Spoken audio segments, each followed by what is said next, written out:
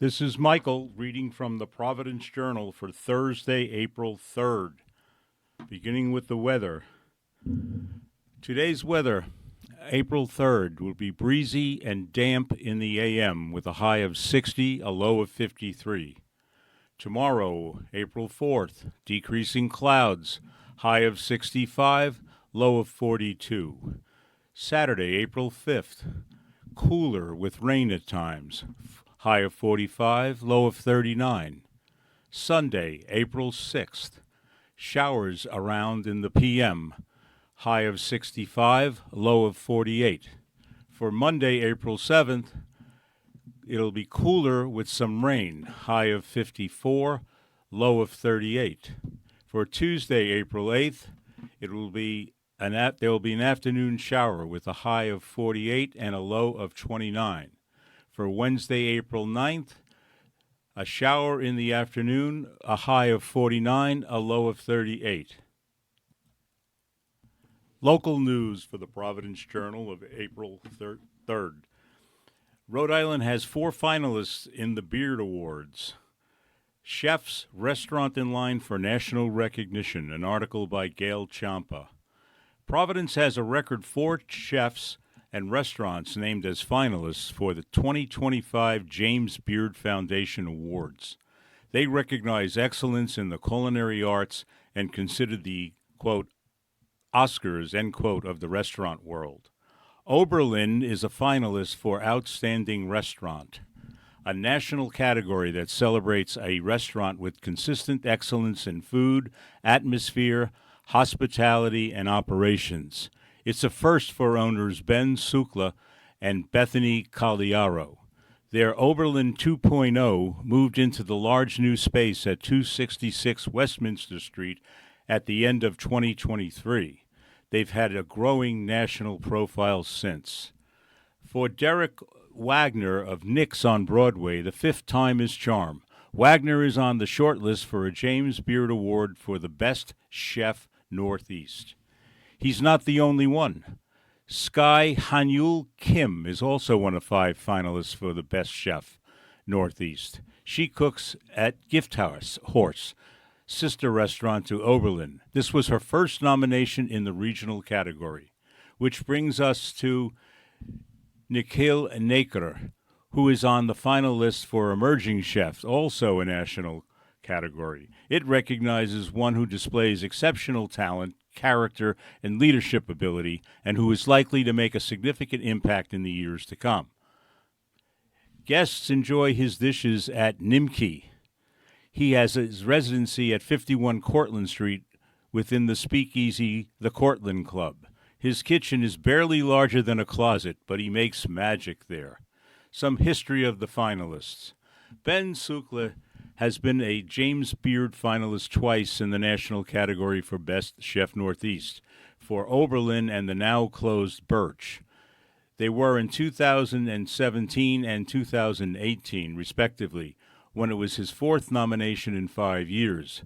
Sukla was also nominated as a Rising Star Chef when it was an age-determined under 30 national category. It was for 2012 when he was at the now defunct or the now closed Dorrance in Providence. He is a Johnson Wales University graduate. It is the first James Beard nomination for Oberlin co-owner Bethany Cagliaro, who is now a finalist for Outstanding Restaurant. Wagner of Nick's on Broadway has been part of Providence culinary elite longer than anyone else on the James Beard list. He has operated his restaurant for 23 years. He was an executive chef in his early 20s at the long-gone but nationally noted Agora and garnered national attention, maybe even before graduating from JWU. Gift Horse Kim was also nominated by James Beard last year, as she was nominated as a semi-finalist in the Emerging Chef category. It's not surprising she's being noticed. You can taste her talents and the Korean heritage in every dish and even in her delightful kimchi mignonette that comes with the oysters. Naker is new to the James Beard Awards as this is his first nomination and it landed him in the finals for the Emergent Chef category. Naker was born in Fiji and raised in California's Bay Area. Guests enjoy his dishes at Cortlandt Club, the speakeasy at 51 Cortlandt Street in Providence, where he's running his Nimke residency. What's next? Oberlin is up against other outstanding restaurant finalists: Coquine in Portland, Oregon, Frasker Food and Wine in Boulder, Colorado, Gallet in Chicago, and Nonesuch in Oklahoma City. These are the three other finalists for Best Chef Northeast. They are Avery Buck of Mayday in Burlington, Vermont, Brian Lewis of The Cottage in Westport, Connecticut, and Erin Miller of Urban Hearth in Cambridge. Naker will be facing four other emerging chefs: Caitlin Guerin of Lagniappe Bakehouse in New Orleans, Fila Lorne of Maughan in Philadelphia, Jane Sacro Chatham of Vicia in St. Louis, and R.J. Yoakum of George in Dallas. The 2025 James Beard Foundation Awards are celebrating their 35th anniversary, with the Restaurant and Chef Awards being presented Monday, June 16th at the Lyric Opera in Chicago. In other local news from the Providence Journal of April 3rd, Camp Canonicus sale was called off for now. The proposed sale of the Canonicus Camp and Conference Center by the American Baptist Churches of Rhode Island was rejected during a special business meeting of the Church Association last month. An article by Chris Craig of the Providence Journal. The future of the Camp Canonicus and Conference Center is again uncertain. The American Baptist Churches of Rhode Island, an association of 67 Baptist congregations which owns 300 rural acres in Exeter and North Kingstown, had been in sale discussions with the State Department of Environmental Management. But at a special business meeting of the Church Association last month, delegates from 40 churches rejected a decision by the Board of Ministries to pursue the sale. Opponents of the sale had asked last year for more time to come up with a financial plan that may save the property and return the religious camping experience so many had finally remembered. The camp hasn't operated in recent years. What happens next for Camp Canonicus? What happens now is unclear. On its website announcing the vote, the association, known by the acronym ABCORY, said only, quote, "In light of this decision, the ABCORY board and staff will consider next steps for ABCORY's ministry and operations." How did we get here? ABCORY first announced its intention to sell the property last summer, saying the difficult decision came only after years of serious discussions around annual budget deficits and increasing insurance costs to run and maintain the property. The association said it would explore options to sell the camp and conference center for development, land conservation, or portions for both. Then came the news in December that ABCORY was in discussions with the DEM, Department of Environmental Management, to purchase the land for preservation, which could ultimately lead to it being used by the public.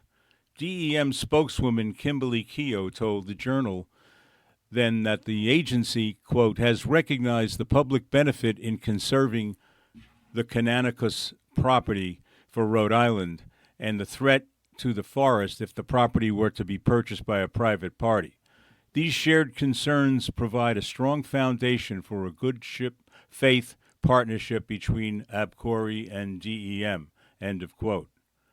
The Reverend Courtney Davis Olds, ABCORY's executive minister, said the group's board of ministries had been, quote, thrilled about this option because from the board's perspective, this is good stewardship of the land, and it is good stewardship for ABCORY and the future of its ministry.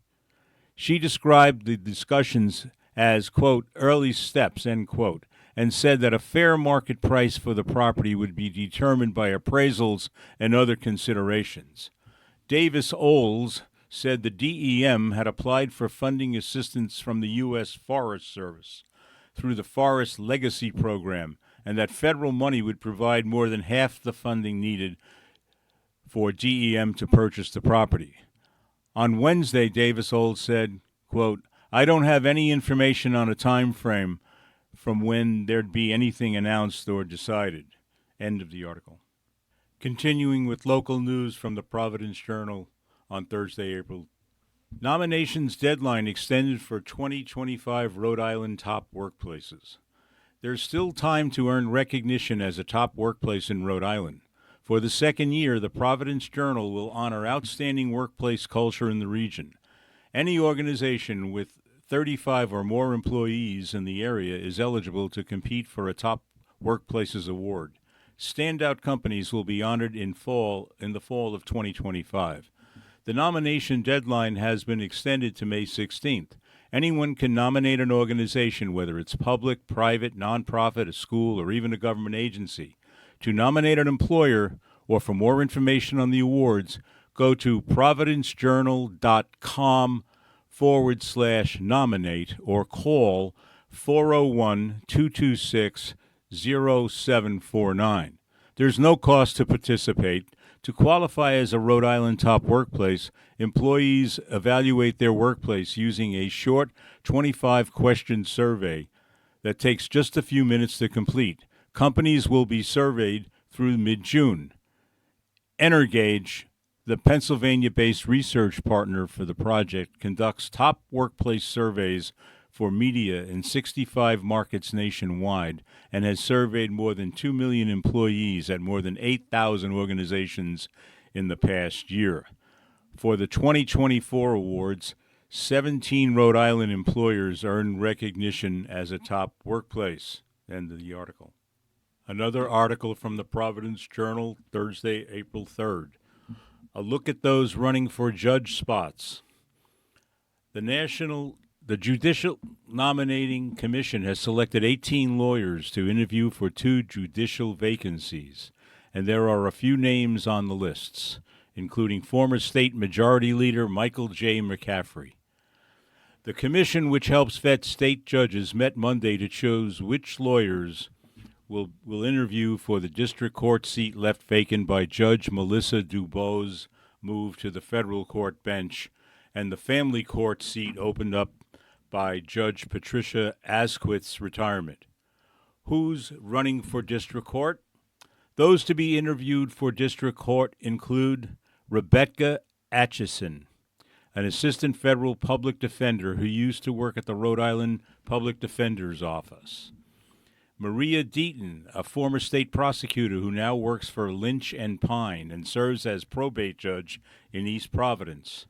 Anthony J. DiBiase, Jr., a Warwick lawyer whose practice areas range from personal injury to criminal defense.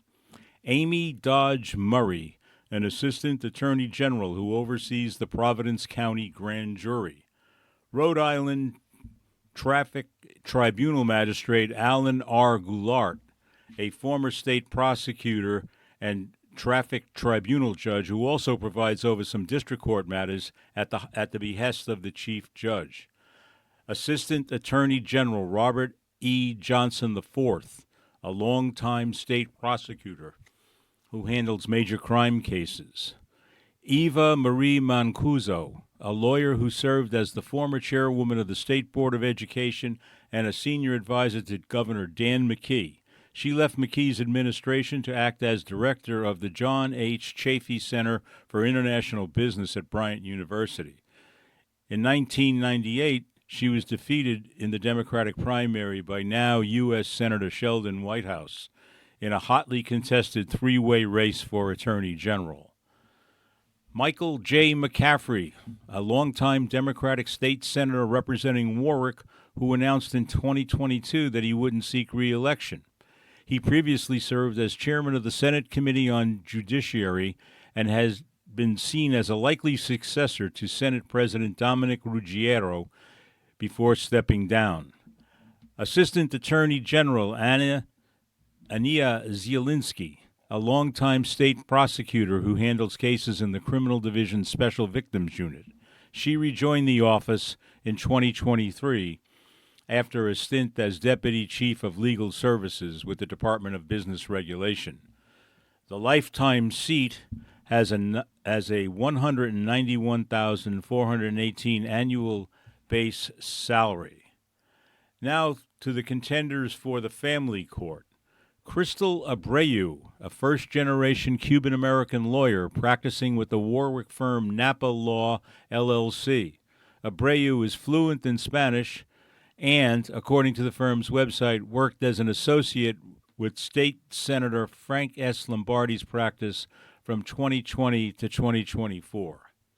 Family Court Magistrate Alberto Aponte Cardona, a former assistant city solicitor in Central Falls, was named magistrate in 2019. Cardona was the co-founder of the Rhode Island Hispanic Bar Association and managed his own practice for more than 15 years. Family Court Magistrate Denise Finkelman, who was named to the bench in 2021. Lori Giarusso, a lawyer who works as a mediator for the state of Rhode Island, according to her LinkedIn account. Family Court Magistrate Andrea Iannazzi, a magistrate since 2017. Iannazzi worked as Governor Gina Raimondo's deputy counsel as counsel for Raimondo's campaign, Friends of Gina Raimondo. She chaired the Cranston School Committee from 2005 to 2015. Erica S. Janton, a family law practitioner with offices in East Greenwich. Latree Saya McClendon Hunt, who works as a senior counsel at Pennone, Lopes, Devereaux, and O'Gara, LLC, where she's a member of the firm's alternative dispute resolution and special masterships teams. Susan T. Perkins, a solo practitioner focused on divorce and family law. Therese Picard, a partner with Bittner and Picard, LLC, also serves as guardian ad litem in family court since 2019, according to her LinkedIn profile. The lifetime position earns $197,661 annual base salary. End of the article. Continuing at local news in the Providence Journal of April 3rd, lane closure in Warwick to replace I-95 bridge. On Friday night, April 4th, the Jefferson Boulevard at the Interstate 95 overpass will be narrowed to one lane in each direction until further notice. The lane reduction is being done so work crews can start replacing the bridge that carries I-95 traffic over it, according to a news release from the Rhode Island Department of Transportation. No on-ramps or off-ramps will be affected by the lane closures. RIDOT, R-I-D-O-T, the Rhode Island Department of Transportation, does not expect the change to cause any travel delays, according to the release. Jefferson Boulevard starts less than a block away from the bridge, a span that has both on and off ramps to I-95 South. The area before the bridge appears to serve as a discount electronics dealer, 3 commercial truck sales businesses, and a waste management depot. The bridge replacement is part of a larger project to replace 15 bridges along I-95 and Route 10 between Providence and Warwick. Also in Warwick, Route 113 East Avenue is down a lane in both directions as it passes over Interstates 95 and 295 for the next few months to replace 2 bridges. End of the article. Another article from the Providence Journal, April 3rd, Deconstructing Tariffs by David Del Pollo and Wheeler Copperwaith. Experts at Construction Expo weigh in on what products may be affected. Construction professionals gathered at the Rhode Island Convention Center for the JLC Live Residential Construction Show in March, where they talked about the impact of U.S. tariffs on their industry. What will the tariffs mean for the residential construction industry? It depends. For asphalt shingle producer Tamco, the answer is that tariffs are going to hurt consumers.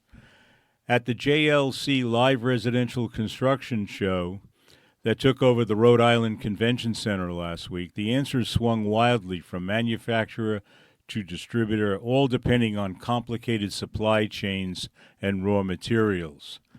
Tamco's Stephen Hartnett was selling asphalt shingles on the basis that they're so sturdy, even most hurricanes aren't powerful enough to strip them off the roof. They're rated at 130 miles an hour, although the shingles won't stop the roof from being ripped off the house.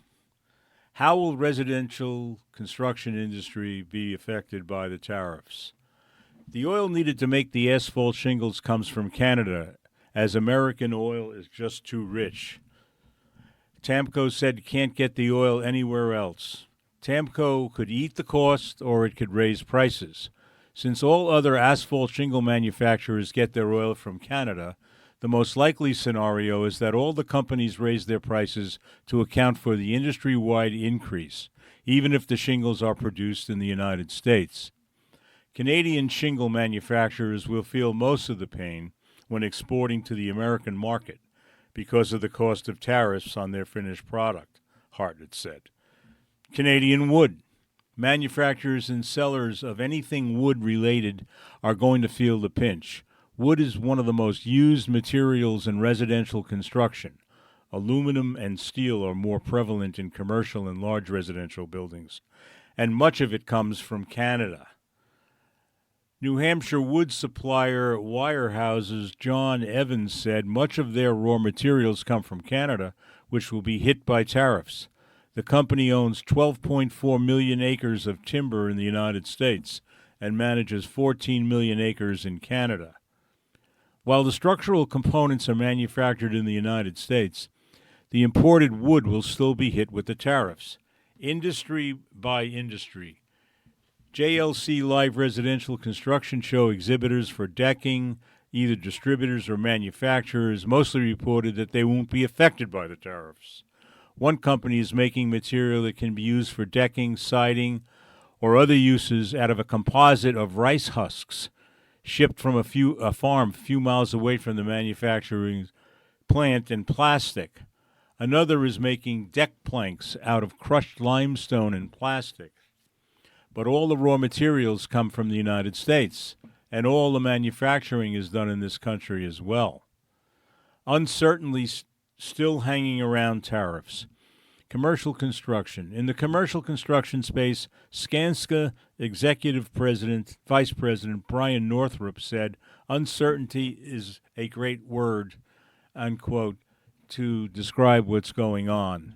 The company is helping clients figure out where they might see increased costs if materials can be swapped and if it's worth trying to buy American versions of products to get a little cost savings.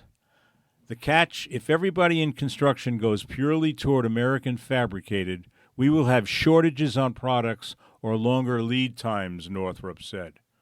With increased demand for American-made products, the price will likely rise to be the level with or higher than the foreign products which added the tariffs. But here's the second catch. We're still in kind of an infancy in all this, Northrup said. End of the article. Another article from the Providence Journal, Thursday, April 3rd. Booker intensely prepared for history-making speech. Senator Cory Booker said he did not eat for days and purposely dehydrated himself in preparation for his record-breaking marathon speech that ended Tuesday night on the Senate floor. The senior Democrat from New Jersey mounted a lengthy protest against the policies of the Trump administration, speaking for 25 hours and 5 minutes, according to his office, and effectively delaying any legislative business Tuesday in the Senate. He broke a record for the longest speech in the Senate's chamber history, surpassing 24 hours and 18 minutes. South Carolina Senator Strom Thurmond spoke in 1957 to filibuster the Civil Rights Act.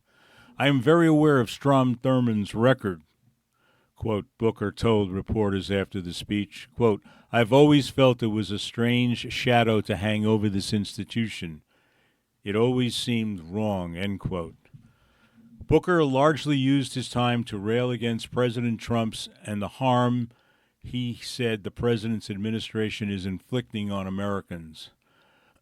Booker, who took the floor on Monday, 7 p.m. Eastern Time, said in a video posted on X that he planned to disrupt the normal business of the United States Senate for as long as I am physically able to, end quote.